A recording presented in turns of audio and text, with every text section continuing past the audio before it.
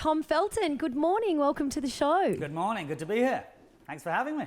Hey, lots of fans in Australia are going to be very excited to see you back on our screens fronting this new UberEats campaign. You came down to Australia to shoot it. How was your time here? Gorgeous. Not long enough. I contemplated extending my trip several times. Unfortunately, the dogs at home needed feeding. But yes, huge fan of Australia. Huge fan of Australians. But Sydney especially has got some beautiful spots. And the weather was kind to us. Even though I know it's your winter, it still felt like a summer's day to me. We're just finally starting to turn a corner here, but people from the UK often say our winters are obviously far more mild than yours, so it still feels like summer. But Brits often come to Australia and find some quirky things here down under. Did you discover anything unusual? Was Australia what you expected? Ooh, crikey. Loads. I've been lucky enough to go back and forth to Australia quite a few times, actually. But I just love...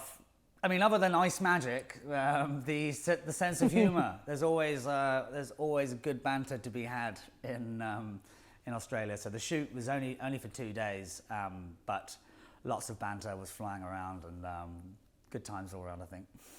You didn't get caught up in our food or coffee culture? I did absolutely. Mostly the coffee part, but yes, it was a delightful stay. Now, you mentioned ice magic, and in this Uber Eats campaign, you are back dabbling in the world of magic. We'll get to the specifics of the campaign shortly, but is magic actually something that you're into? First of all, for anyone out there who thinks magic isn't real, let me reassure you, it is. Because magic freaks me out. I am terrified of magicians. What? I'm freaked out by the whole concept of it. What? What do you mean? Which part? The sort of the disappearing act, or the sawing a lady in half? The whole thing. What is it? Sawing people in half, stealing my watch, stealing my jewellery. I can't.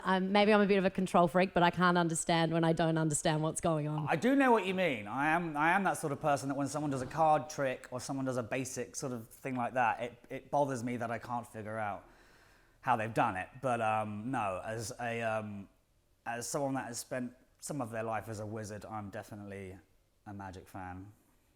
And so are you good at magic? Do bears in the wood? Yes, I am very good at magic. Don't make me prove it. Yeah, no, I'd love to see trick. Are you in like the world of magic? Like, are you one of those people that's off at the Magic Castle in LA? I've always wanted to know what happens behind the scenes there. I thought you might bring that up. I have been there, and I have been bewildered by the fantastic skills. But no, I'm not sitting at home figuring out how to make things vanish from one hand to the other, as amazing as it is. Oh, you're not actually doing it. You're not using it to your own benefit. You're not getting around town making people fall in love with you. No, that's a good idea though. Maybe I've been wasting all these years. I shall look into it post-haste. It seems like a no-brainer to me. Hey, in the campaign, it is all about you can get almost anything on Uber Eats. Yes. And for those who haven't seen the ad, you get a magic wand that you can't quite control, and you make your neighbour disappear. What are you like as a next-door neighbour? You'd have to ask them. Loud? No, I'm a very good neighbour. I'm a very considerate neighbour. My mum always sort of raised me that way. So I often, whenever I'm in somewhere new, I often knock on the neighbour's door and offer them, some sort of peace offering before I cause any trouble. Oh, you do? You're one of those neighbours. I once lived next door to swingers, and I would have done anything to have your magic wand to make them disappear. I was going to ask more questions, but I shan't. But I think it's madness. Isn't it not madness? Like one of the first things that we don't ask people when we're moving in somewhere is, who lives next door? So I try to. I know. I tried to do that before I make any bold decisions to move in somewhere. So sorry, are you still living next to the swingers? The swingers, no, we're not. And it took us quite some time to work out why they were making so many noises late at night. And we thought maybe it was an Airbnb. There were always different people coming and going. And then we realised there was one couple consistently there. Wow. And we did live next door to swingers. It kind of sounds fun as an anecdote, but I'm sure it wasn't so much as a neighbour. It was noisy, let's put it that way. Moving on swiftly. Hey, hey, look, we got to know you when you were so young. I think I think we first got to know you when you were about 12, and I know that was also when you met Emma Watson, which is an extraordinarily long friendship to have, especially in this industry. I know she's contributed to your book as well. You guys must have an amazing friendship to last the test of time in a Hollywood world. Yeah, absolutely. I've known her. I mean, we're going on 22 years now. I mean, all the cast really. I know it sounds cheesy, but we're all very close, and we're all in contact with each other. Rarely are we in the same corner of the earth at the same time, but yeah, I saw Emma very, very recently. She's doing well, and she was very kind to write the foreword for my book. Yeah, they are very, very special friendships to have, and ones that haven't been sort of replicated as easy by doing other projects. So I'm very grateful for her and all the other Griffin dogs. Well, congratulations on the book. I mean, the thing that I think people love about you is that you're such an honest person. You've spoken so honestly about things that you've gone through in your life, and in particular about your mental health, which I think people really appreciate when someone so well known speaks so honestly about things that they've been through. In Australia yesterday was a really important day called Are You OK Day, right, which is all about reaching out to your mates and asking, are you okay? From your perspective, how important is it that people reach out to others and check on them? Hugely important. Hugely, especially for I think for young guys or young men. I think it's not often maybe the first thing that comes up at the pub or at the cricket match, etc. And I think young men should feel equally, well, should be encouraged really just to A, ask your mates, are they doing okay? But B, not be afraid to say you're having a rough time when you are.